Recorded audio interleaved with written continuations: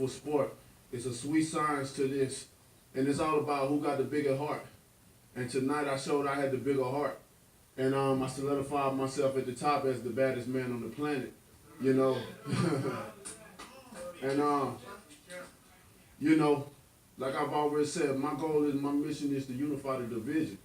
As you can see, I'm not afraid to risk myself for small rewards with bigger risk because I want to prove to the world that I am the best. That's my ultimate goal, to prove to the world I am the best. You know, people got this thing so wrapped up, they done got so wrapped up into who making the most money, who got the most followers, who doing this, and you know, it ain't about that to me. It's about me proving who's the best. And America got a killer on their side, and I'm ready to put up my title with to anybody in the world that's ready for me. You know, I feel once I beat Luis Ortiz, it ain't nobody else with the skill set that's gonna be able to beat me.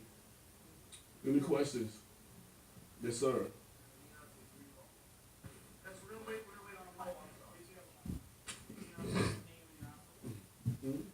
Deontay, Chris Mannix with Yahoo. To your left. After the seventh round, when you went back to the corner, what were you thinking? That was probably as deep as you've ever been with an opponent. Yeah, I was just thinking, you know, I really wasn't thinking nothing, to be honest. I really wasn't thinking nothing, to be honest. You know, I knew that once I got out of that whirlwind that he had me in, you know, he had me in a whirlwind, and I had to get up out of there because he throws nice combinations. And, you know, I think when he put guys in that whirlwind, they give up. Their heart started to play in, and it started to become a mental thing. And I always tell people, if you speak it, believe it, receive it, then you shall do that. And I speak things like I speak it because I want to be a living witness. It's nothing like showing people, then they believe it. Because a lot of people always say, I have to believe it. I have to see it to believe it. If that's the case, then I show people each and every time that I'm going to show you, then you believe in it, you know. And, you know, I can't be saying things and don't show it. You know, that's my biggest thing. I want to show people, all you got to do is believe in yourself. No matter what you are, no matter who the opponent is, no matter who it is. It don't even have to be boxing. It can be just this, what you're doing. Like, just being, you know, you can have a regular job. You always want to be the best. You know, my first job was working at Burger King. And the thing about it, although it was a low-paying job, but I made sure I was the best worker there. Anything I do, I want to be the best at what I do. And I show it each and every time in the ring. So now I am 40 and over, 39 KOs. Oh my God. Oh my God.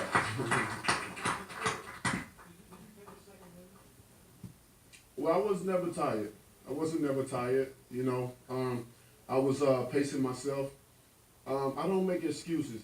You know, I could have made excuses. I caught a cold in camp and stuff like that. That's why I lost so much weight.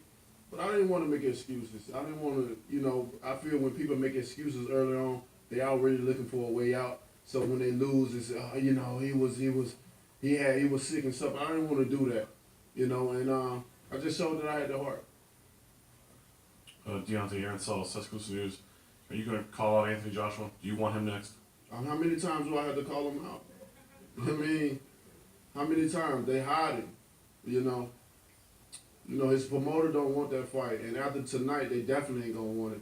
But it's gonna be up to you guys. It's gonna be up to the fans. I've done enough. I've spoken enough. I really don't even want to talk about the dude no more because I've said all I had to say. And after tonight, I don't need to say no more.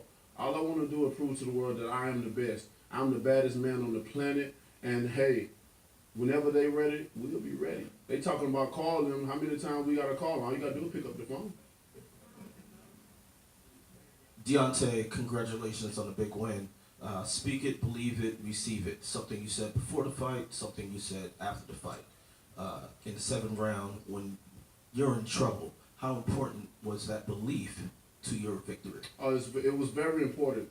It's just like I said before. I can't be speaking things and not follow what I say. You know, then I'd be contradicting myself.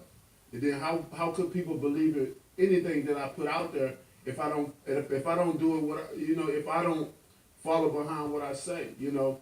I want people to be able to empower their minds. I want people to be able to have confidence in themselves. You don't need a room full of people to believe in you. All you need is yourself. All you need is yourself.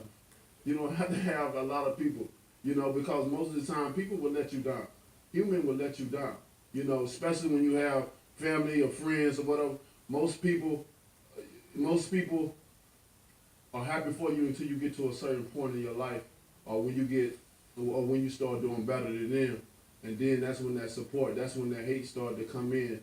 But if you believe in yourself, you ain't got to worry about that. You'll tell the difference between who's for you, who's not, and that's when you can take that leap of faith and say, you know what, I know you ain't for me, and you just go forward with that. We too worried about what people may think of us. We too worried about what people may say about us. It's not about that. I always say if you took 6 months to worry about, you took 6 months to worry about yourself and 6 months to stay out of other folks' business. Shit, a whole year that went by, you done focused on yourself. Look how far you can make it. And quick follow-up. Last fight, 50 Cent walked you to the ring. This time, Lil Ken. How did you and the Queen Bee get in contact for that to happen? Well, again, my brother Manu Jones, man. Everybody call my brother now. That's how I build a relationship with these other people, which was a beautiful thing, because I feel everything I do now is gonna make history, and I made history with her tonight because it's never been a fighter to bring a female out, and I think she did a great job for what she did, and it's gonna be many more. Everybody want to do the walkout and stuff, I'm really not interested in people walking down and stuff like that, but I do believe in giving the opportunity. I do believe in, letting people be happy and do what they want to do. If that makes them happy, then, I suck certain things up and say, what's up?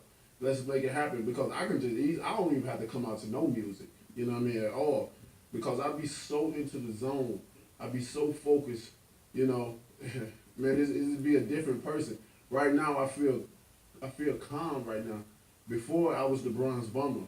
Now I'm Deontay Wilder. I can relax, I can laugh, I can be silly, and I can just live my life. I'm finna go home and lock myself in the house amongst my children and let them love all over me. Deontay, Keith Idek from BoxingScene.com. Do you think all of what happened tonight will make Anthony Joshua want to fight you more or less? I'll let you be the judge of that. I mean, even before I fought Luis Ortiz, it wasn't nobody. There wasn't nobody calling our phone. His people came all the way to America, and I got my people on stage to be able to witness that. They came down here talking about other fighters. You know what I mean? They don't want this fight.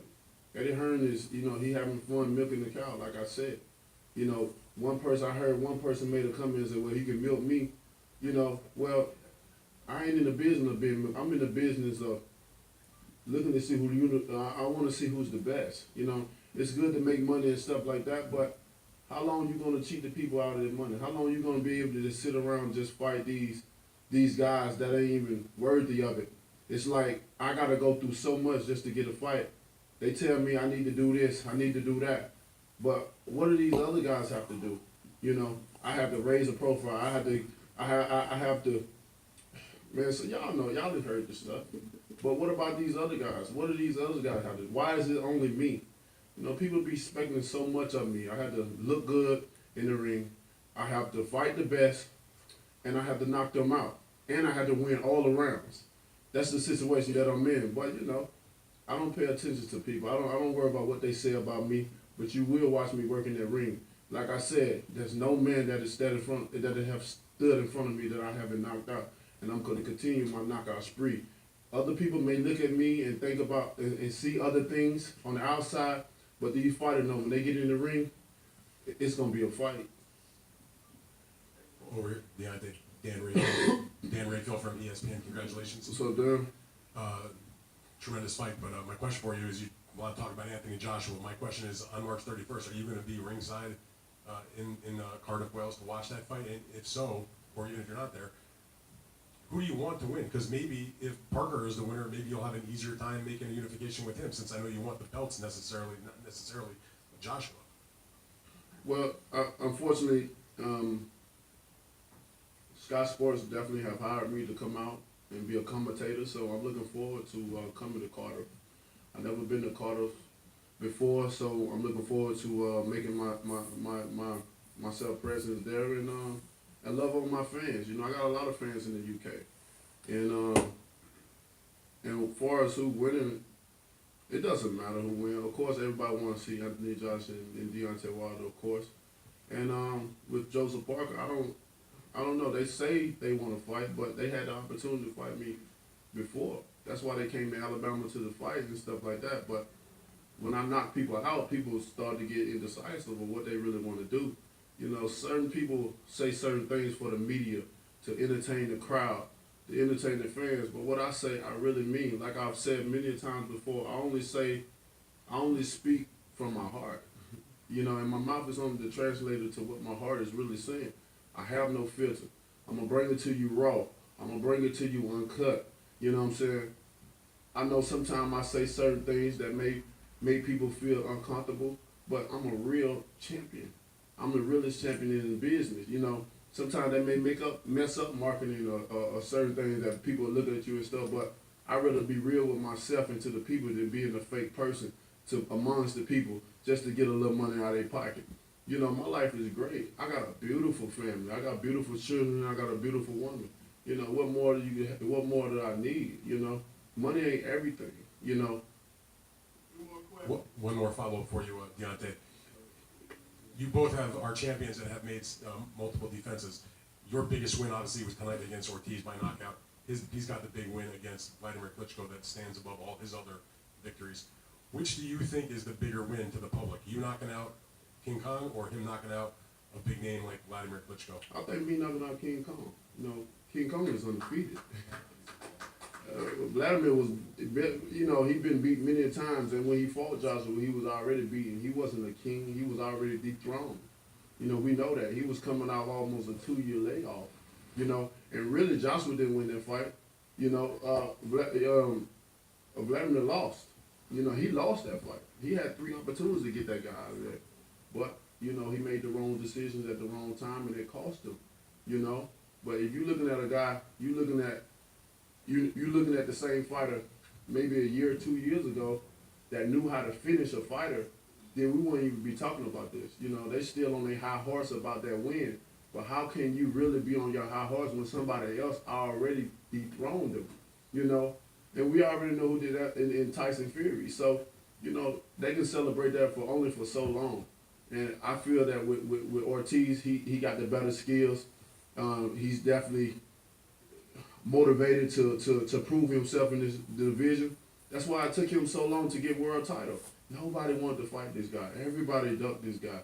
No, you know, you got promoters signing this man just to keep him away from fighters. Now we see it. It's just, I mean, enough of the bullshit. I'm sorry about the language, but it's just, like I said, I don't have a filter. I'm the realest. You know, once I unify the division, they can have all their belts back. I just want to prove a point to myself and to the world that I am the best in the world. Final question. Deontay, I'm right here, brother. Deontay, congratulations on winning a heck of a fight. Going with what happened in the 7th round, were there any concerns that the referee may stop the fight? And once you survived the 7th round, did you think you were winning the fight, or were you concerned that you were running out of time? No, I didn't think the ref was going to stop the fight. I mean, when you got a contender and a champion, you let the fight continue. You know what I'm saying? You let people get their money worth. And I think the referee did a wonderful job that night. You know, I wasn't hurt. I was in the whirlwind. You know, I never thought Ortiz had power. I said that before. You know, he had me in that whirlwind. I was trying to get out of that tornado. You know what I mean? I mean, he put a lot of punches combination together well. You know, and I told Ortiz that he's never been in a fight with a fighter like me. So confident, you know, with a natural killer instinct, with a mindset like mine. You know, I control my mind. You know, my mind is so strong. That's what meditation comes from. You know, it's a powerful exercise of exercising your mind. Like I said, I've fought him 100 times in my mind through meditations. Through meditation. So, you know, getting in that just proved, I'm glad I got into that situation because I showed people a lot that I can take a punch, that I can, you know, overcome adversity. you know. And now, what else? What else to be said? What you gonna keep saying that I'm sloppy, I'm windmilling, or whatever? What else you gonna be saying, man? At the end of the day, styles make fights, and my style is what it is. I continue to prove to the people that I'm continuing to win. I'm gonna continue to knock these guys out with the style that I have. So people just gonna have to deal with what I got and just love on me as I love on you guys and entertain you guys and give you some of the best fights. Like I said, I took a stand and took a great risk with a small reward just to show you guys that I am the best. You know, because I consider Louis Ortiz the best, and it was an honor to get in the ring with him. You know, like I said before, I wanted to give him that second opportunity because he had a daughter with a disability, as well as my daughter with a disability, and I know how that feels to have as a father, to have children that we love so much with a disability. So no matter what it was, I wanted to give him the opportunity so he can be able to support his family. Win, lose, or draw, man. You know, it was an amazing night. I respect him. I hope he still become prosperous in his career and still don't give up, no matter what the age is, because we'll probably never know. But, but I wish him the best, though. I really do. He's a great guy. And sometime in boxing, we have to transform into this killer. You know, as you can see, I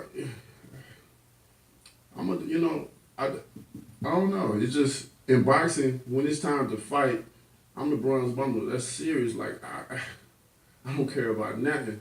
I really try to hurt my guys, but then when it's over, I can love on my guys. I can show sportsmanship. You know, I can hug them and kiss them and say, "Great job, man. I appreciate you, King." And go on to the next one. That's what this sport all about. This is a beautiful sport. It'll never die. It'll be around for a long time, man. Especially due to the support of you guys. Thank you guys for coming out. Thank you guys for supporting this card. It was a wonderful card, man. I think everybody got their money back tonight.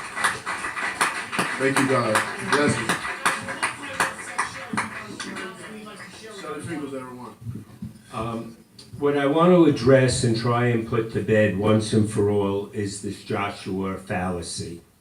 The fallacy is that Deontay, in some fashion, is avoiding Joshua. I have a letter here that is dated November 29th. It was the evening of the day that I met with Eddie Hearn's father, Barry Hearn. He said at the meeting, "I think we could do bigger business in Las Vegas because I can bring over 20,000 Brits who will spend more money just like they did for Ricky Hatton." I said, "Fine, put the numbers together. We're ready to make a deal." I got a letter, and I'll quote it from Eddie. "Glad you had a good chin wag with the old man." You know that came from him. That's not language we speak here. "I will get the respective P&Ls, profit and loss, to you this week for discussion," meaning what we would make in the UK, what we would make in Vegas.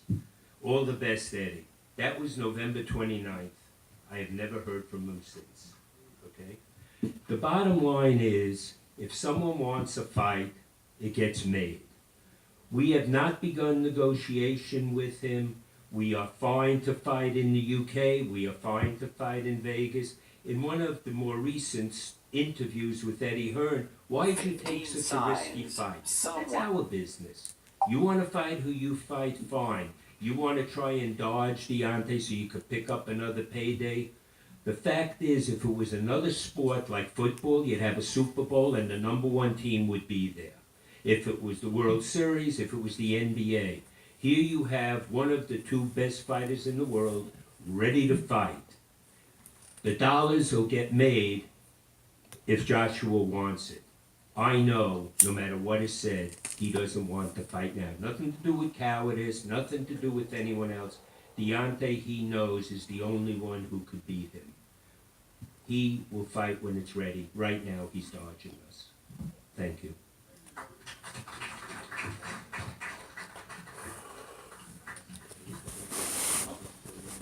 All right. We back. Trying to show y'all what's up with the propaganda. So you have to understand one thing.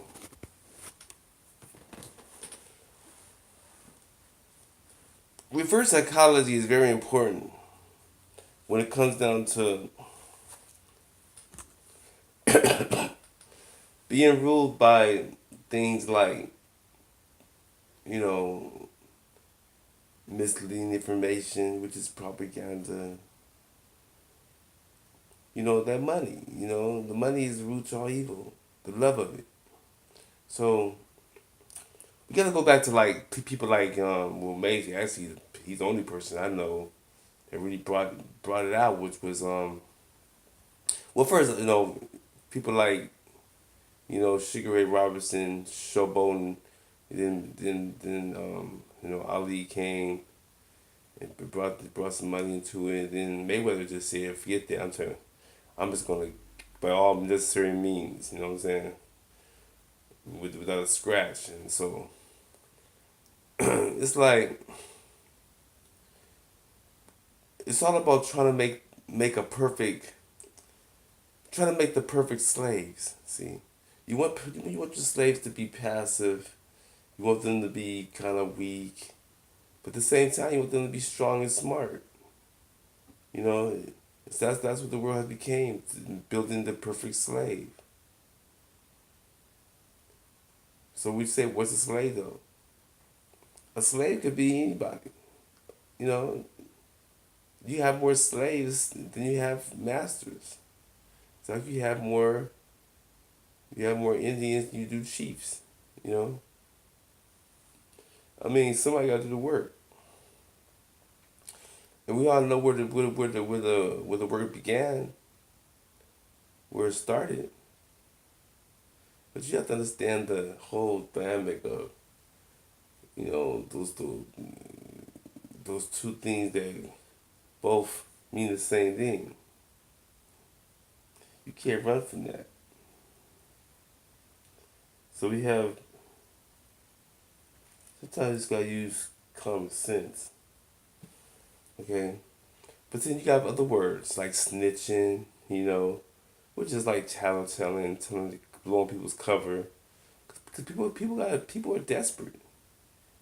People are so straight up with it, you know what I'm saying? They just, you know, just show you that they full of shit. And then dare you to say anything about it. You know? That's why the whole thing is misleading information, propaganda. I don't want to talk about stuff. I just say propaganda and let you make your own decisions. You know? Because that's probably that's where the word, you know, other words come from, you know. But I just want people to understand that sometimes people do things to make things better because of fear. People are scared.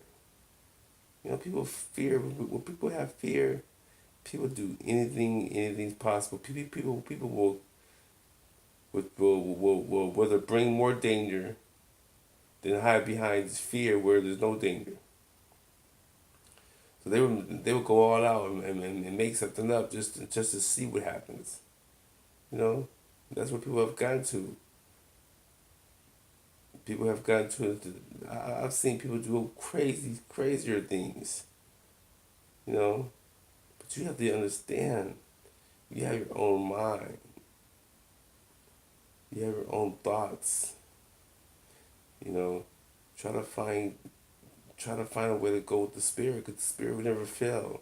Your spirit is perfect. Your spirit is beautiful. Stick with that. Deal with that. That's what people are trying to do. That's what Wilder was trying to show. He's trying to give something, you know, and he let the spirit guide him through it. You know, whether he was being helped or not, that's not the point. I felt like it was genuine. I felt like everything was real. You know, I felt like it was coming from him,